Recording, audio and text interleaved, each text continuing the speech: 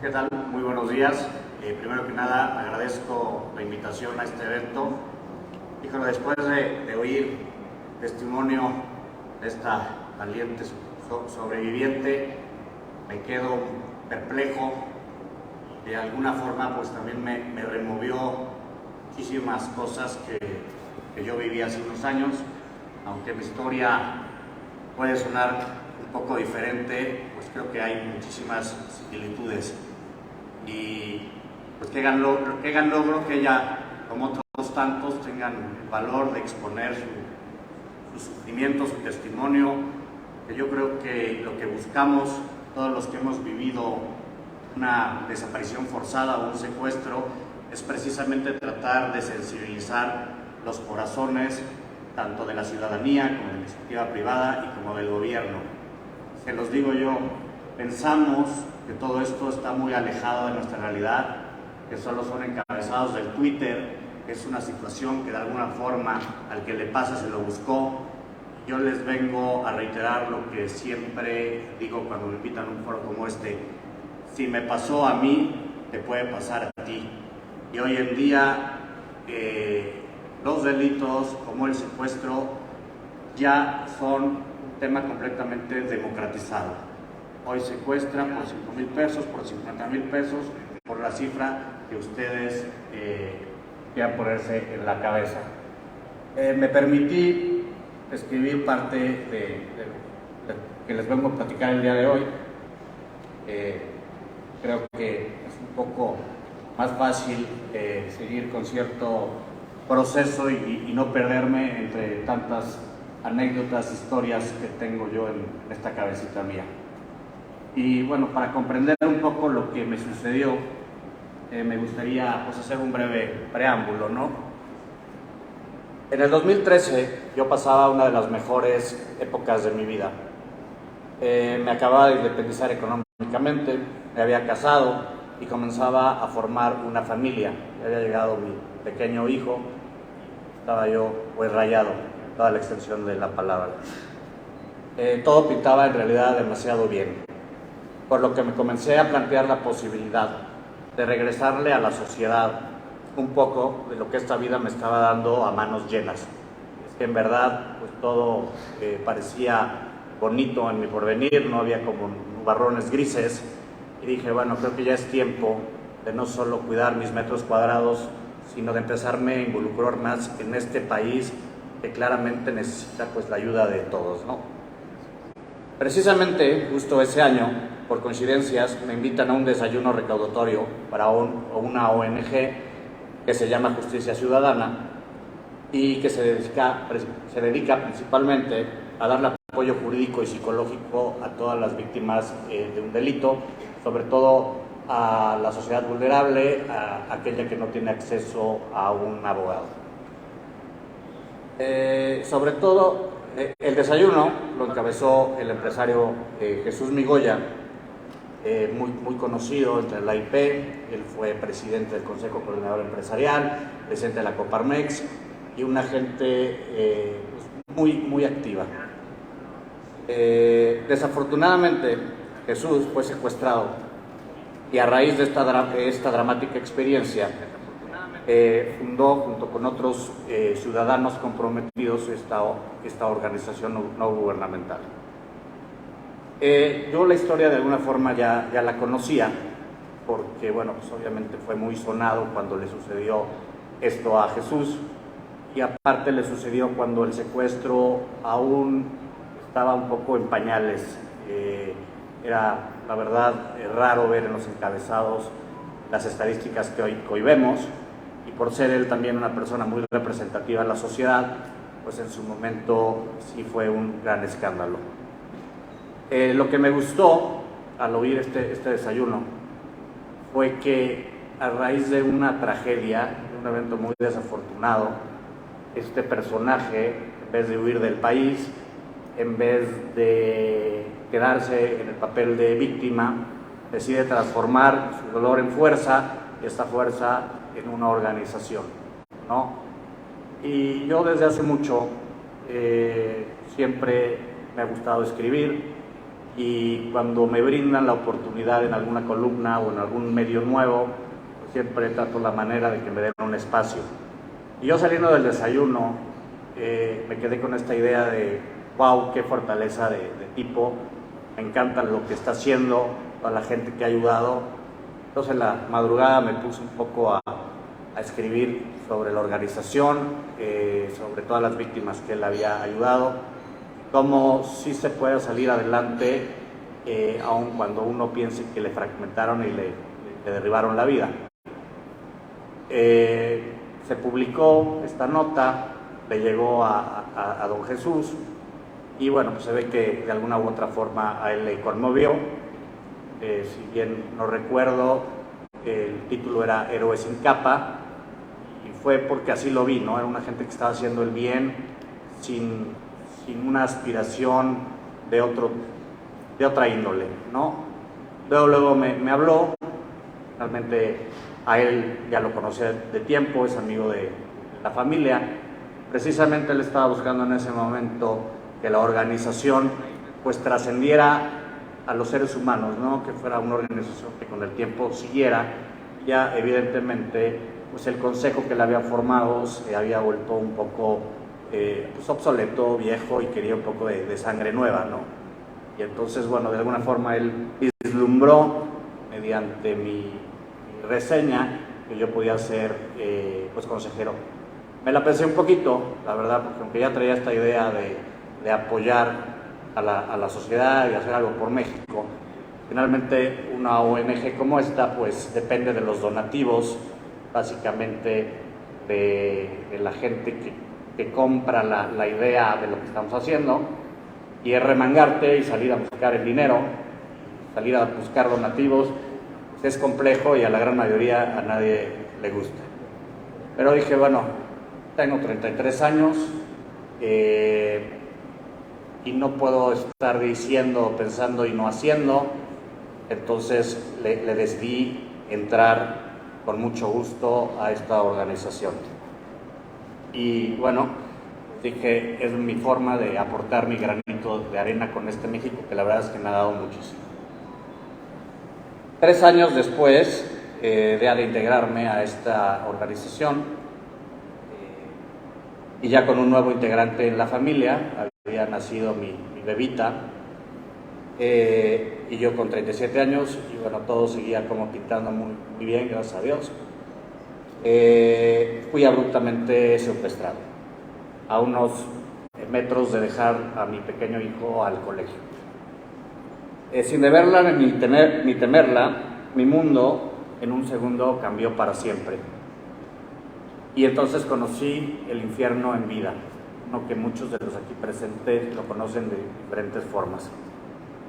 Ese que han oído que existe, pero que piensan que jamás te va a trastocar. Porque ese es precisamente el superpoder de la gran mayoría de los mexicanos.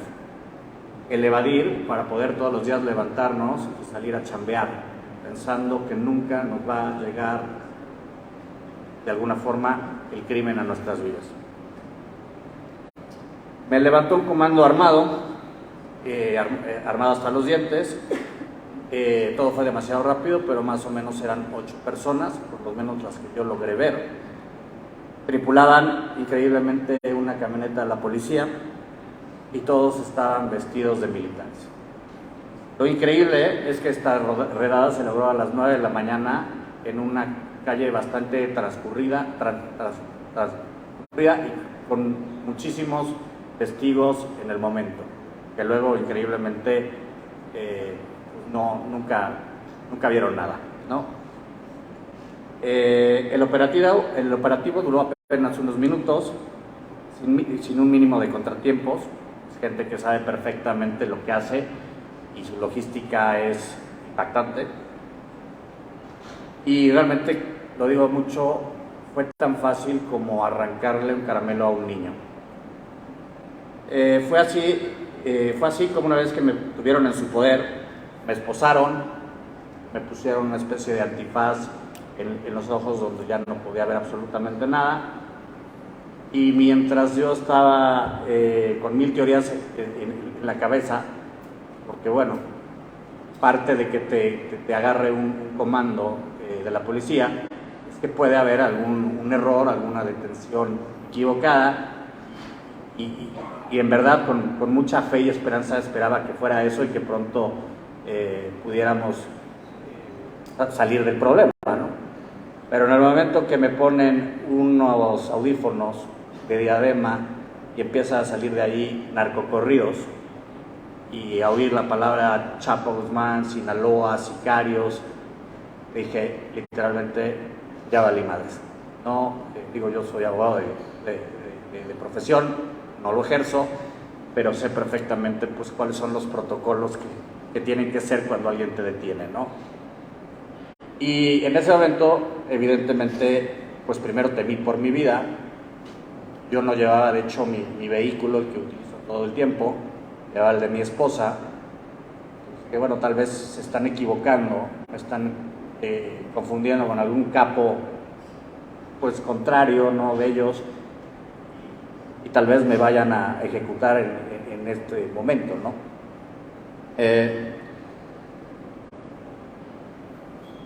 En ese momento, además del pánico, se gesta otro sentimiento que te va a acompañar durante todo este viaje interminable al infierno, que es la incertidumbre. ¿Y qué es la incertidumbre? Pues es el perder el control de tu vida, el no saber qué te puede pasar cada 5 minutos, porque cada 5 minutos transcurridos es un tiempo de vida ganado y así sucesivamente. Finalmente me llevaron a una casa de seguridad, como a 40 minutos de distancia del lugar donde me levantaron. No lo sé con exactitud, pero tu cuerpo pues de alguna forma empieza a desarrollar muchos mecanismos de defensa y un reloj biológico que te guía. Sé que me cambiaron de vehículo como en algún punto de este levantamiento, me cambiaron a un vehículo ya civil. Esto lo sé porque de alguna forma el visor con el que me impidieron o me querían impedir ver se movió un poquito, entonces tenía 3 o 4 grados de visibilidad apenas para ver lo suficiente, y afortunadamente no para verlos a ellos, porque si algo sabemos de este delito es que en el momento que tú ves a tu captor, prácticamente tu vida se pone en riesgo, ¿no? Porque tú eres la mercancía de un trueque que va a ser afuera y tú tienes que permanecer calladito, ¿no? No me hablaron, nunca me dijeron este es un secuestro, nunca me dieron mayores razones en este trayecto. Solo hubo un momento donde me quitaron los audífonos, casi en monosílabos, me hicieron un par de preguntas. Me impactó que ni siquiera me dijeron mi nombre de pila o algo, situación que pues todavía alimentaba esa esperanza de que estuvieran equivocándose de víctima, ¿no?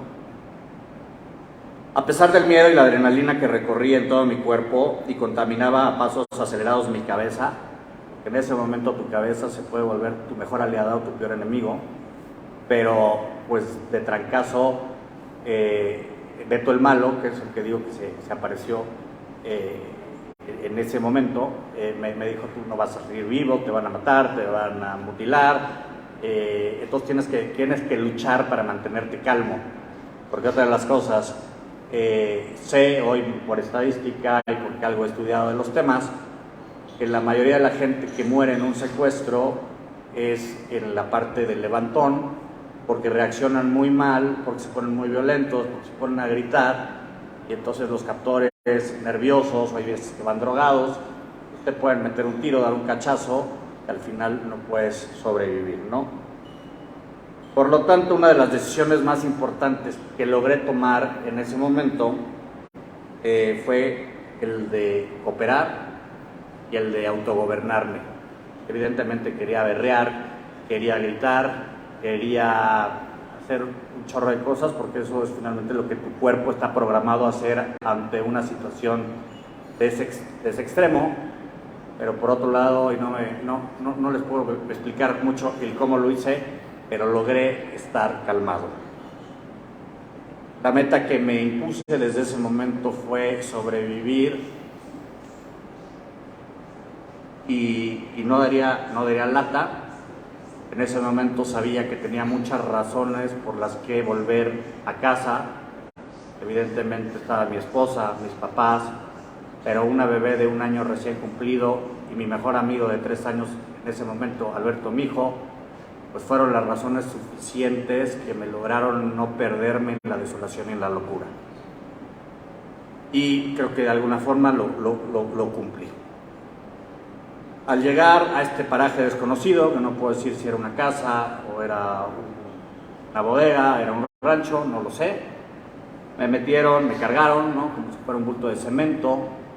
El tipo que me sacó de la camioneta dio un par de vueltas giratorias como si fueras a pegarle a una piñata, a que me desorientara completamente.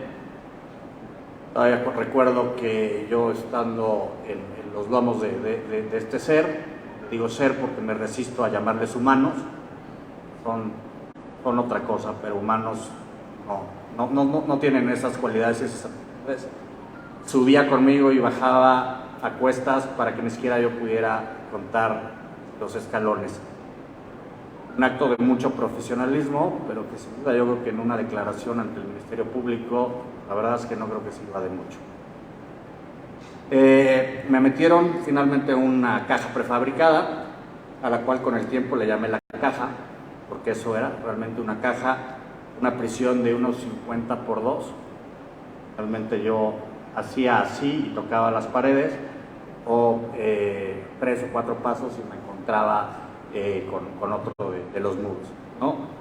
Todo estaba terroríficamente forrado de gris, no había ventilación y ahí me mantuvieron cautivo sin salir un solo día durante 290 días. El sol y la luna o el golpeteo del viento en mi cara se volvieron lejanos recuerdos. ¿Qué les digo del cálido acto de un abrazo o de un beso de alguno de mis hijos? La caja tenía mirillas en cada pared, un poco el Big Brother del terror. También 2 cámaras de videovigilancia infrarrojas que me monitoreaban las 24 horas. Y puede que lo más horrible de lo que yo vivía ahí dentro es que en 2 de las esquinas había 2 altavoces forrados también de gris, donde de manera continua e ininterrumpida me chuté estos horribles narcocorridos prácticamente todo el tiempo que estuve ahí dentro. Si alguno de ustedes ha ido a un antro, a una discoteca, a una boda, pues esa era básicamente la misma intensidad de ruido con la que yo vivía todo el tiempo. Además, la caja de alguna forma estaba protegida, era una especie de cabina radiofónica donde no se permitía que el ruido ni saliera ni entrara. Entonces, aprender a lidiar esa tortura requirió la verdad un trabajo y una concentración infrahumana. Ahí estaba yo cumpliendo una condena ilegal por un delito inexistente, sin fecha cierta de salida, si es que existía tal oportunidad. Y fue esos primeros días de desconcierto y tenor absoluto donde me tracé un plan de supervivencia extrema. Me ayudó mucho conocer un secuestro previo muy parecido al mío, que fue el de Bosco Gutiérrez Cortina, que estuvo 257 días en una caja muy similar a la mía. Yo tuve la fortuna de oírlo en una presentación. Y parte de su estrategia pues la adopté de inmediato con el tiempo. Yo fui complementándola con mis propias ideas. También me impuse que si salía con vida relataría mi testimonio en un libro, por lo que decidí no olvidar nada de lo acontecido en esa caja. Y así lo hice. Este libro, que se llama precisamente La Caja, crónica de un secuestro de 290 días, se publicó en España en mayo, con mucho éxito. Lo hice allá porque sé que estos temas, como ya lo dijeron parte de los ponentes y sobrevivientes de este foro, es que no nos gusta tocar a profundidad estos asuntos porque no nos van a pasar. Entonces, si a mí me preguntan quién es el villano de esta historia, no es gobierno, no es IP, no es la policía, no son los ciudadanos. El gran villano de esta historia se llama la apatía. Tengo ya poquito tiempo, tuve que rasurar parte de la ponencia. Los invito a comprar este libro, lo pueden encontrar en Amazon, en Puebla está en lugares como Profética y La Latiz, y muy pronto va a estar en prácticamente todos los canales de distribución que se dedican a mover libro. Este es un libro que habla por los que hemos pasado por esto, pero a los que cobardemente también les arrancaron la voz. Les agradezco mucho el espacio.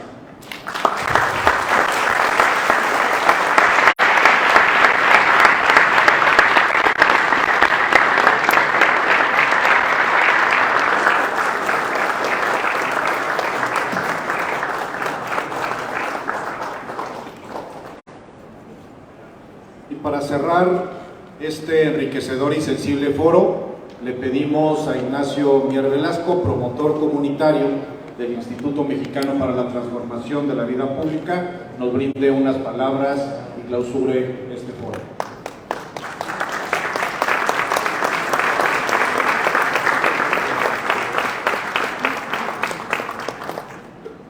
Hemos hecho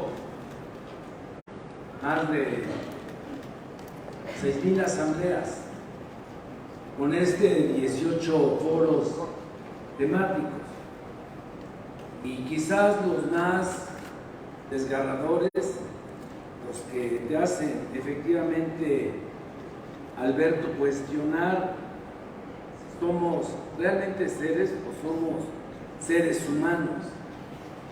Las fibras de lo humano, de la sensibilidad, que tiene que ver con empatía también, con emociones, pues nos las revelaron ustedes. En principio parecería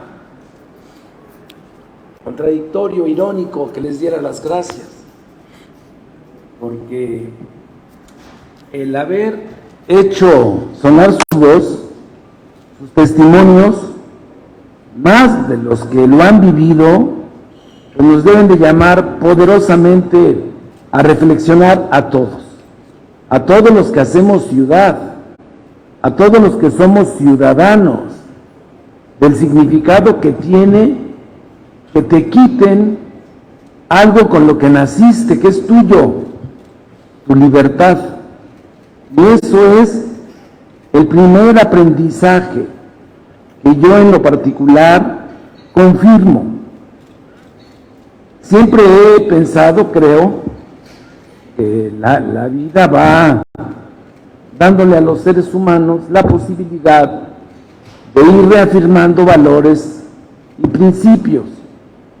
Sin embargo, nunca uno termina de aprender, porque nadie puede aprender lo que no ha vivido, lo que no ha sentido. Lo más que podemos hacer es ser empáticos. Y por eso yo le agradezco mucho a este foro, a los que participaron en su organización, a todas y a todas sin excepción, especialmente a Natalia, a Luis, a Ernesto Bustillos, a Luis Antonio Godina y a mis compañeras y compañeros del instituto. Una cosa es lo que se puede hacer desde la ley, de darle cumplimiento a lo que el Estado en su conjunto, no solamente por lo que hace a uno de los poderes del Estado o a los 3 poderes del Estado mexicano. El Estado mexicano también somos los que lo habitamos, es su territorio, son las organizaciones en los cuales también encuentran espacio de participación los ciudadanos.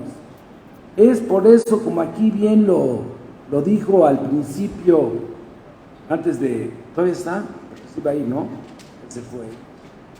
Que lo dijo Simón, es un tema, y lo dijo también Edgar, es una responsabilidad del Estado mexicano, de todos.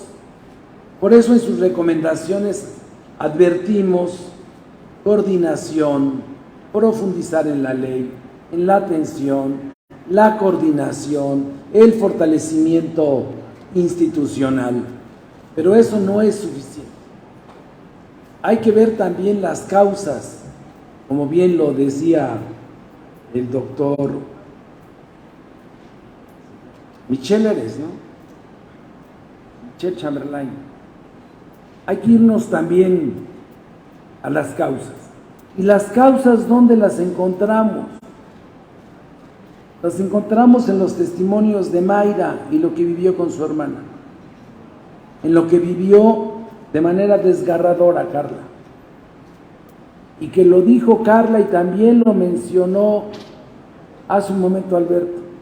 Es el principio del infierno, que te quiten tu libertad, que lucren con ella, que te conviertan en mercancía y que después las instituciones del Estado te conviertas en un número, y que los familiares de las víctimas se conviertan también en otro número, parte de la estadística, es algo que no se puede permitir. Por eso no basta con ser resiliente o con la sororidad o con la empatía. Tiene que ver también con un tema de compromiso social, de un verdadero pacto social del Estado, donde cada quien haga lo que le corresponde, porque no podemos permitirnos en una sociedad democrática que esté sucediendo eso. Cualquier instalación puede movernos nuestros sentimientos, nuestra sensibilidad, podemos visibilizarlo, pero si no nos comprometemos clara y puntualmente, difícilmente podemos. ¿Cuáles son todas las aristas? Acá en las gráficas se puede advertir en qué momento empieza la descomposición del tejido social en México, dónde se incrementa, dónde se violenta. Se violenta a partir de 2006. En 2006 podemos encontrar muchos de los males que tiene el país y de las causas que la provocaron. Cómo se fue deteriorando el tejido social hasta llevarnos a esta situación. Si lo atendemos de manera cuantitativa, no basta que en el caso, por ejemplo, del presupuesto se haya pasado de 6 millones en 2018 a más de 1,000 millones que aprobamos las y los diputados para este año, que va a ser más para el siguiente. No basta que hayamos hecho ajustes a la ley general o que tengamos ya por dictaminar en Cámara de Diputados las reformas al artículo 17 constitucional para que sea un derecho de las y los mexicanos, de los ciudadanos, que este tema de la desaparición forzosa garantice constitucionalmente su protección. De nada sirve hacer todas las adecuaciones si no atendemos las causas de fondo. Y eso es la valía de este foro y la participación de todos ustedes. ¿Qué podemos encontrar del 2006 como causa?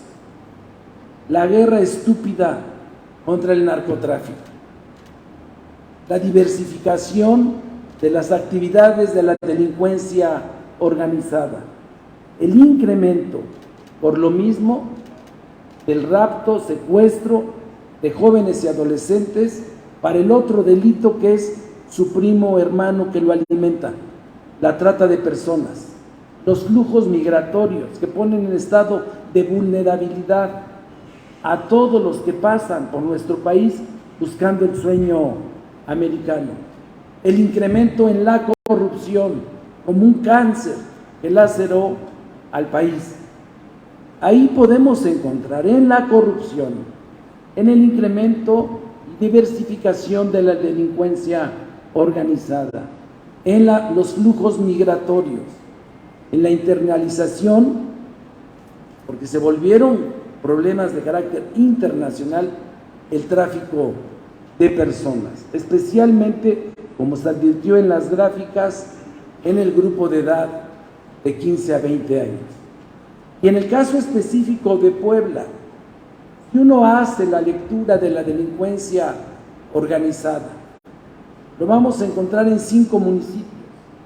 El incremento a la media nacional por lo que se refiere a que las personas que son víctimas de desaparición forzada, casi el 40% son mujeres. Encontramos ahí a las yasmines que explotan.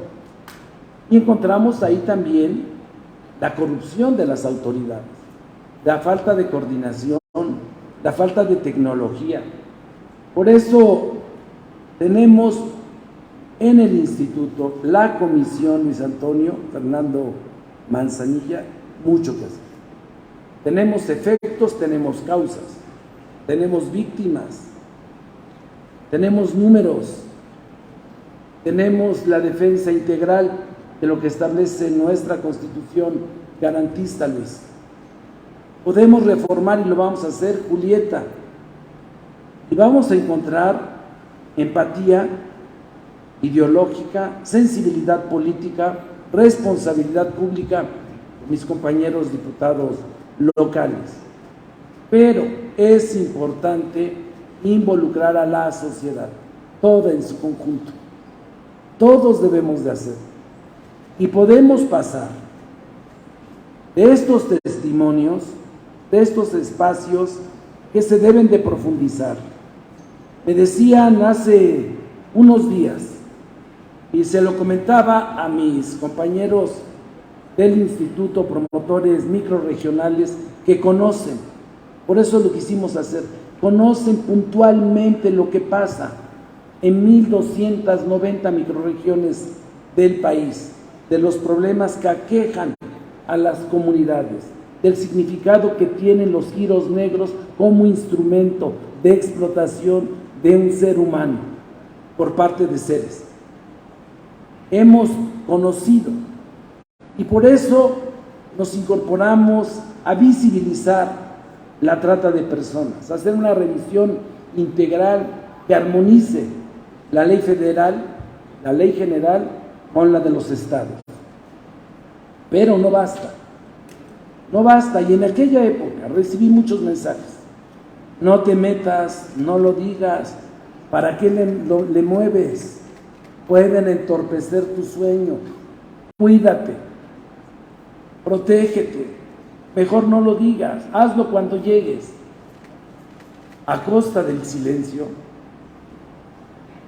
Miren, el silencio muchas veces es característica de seres prudentes, pero el problema del silencio frente a problemas que aquejan a la humanidad, a nuestros semejantes, se convierte en complicidad.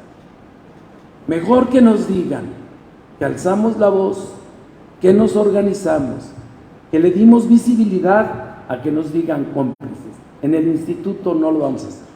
Vamos a trabajar y vamos a hacer posible que en Puebla sea un santuario de libertades, de pleno goce de derechos humanos y no foros en los que vengamos un día a recordar que nos castraron, nos quitaron nuestra libertad. Muchas gracias.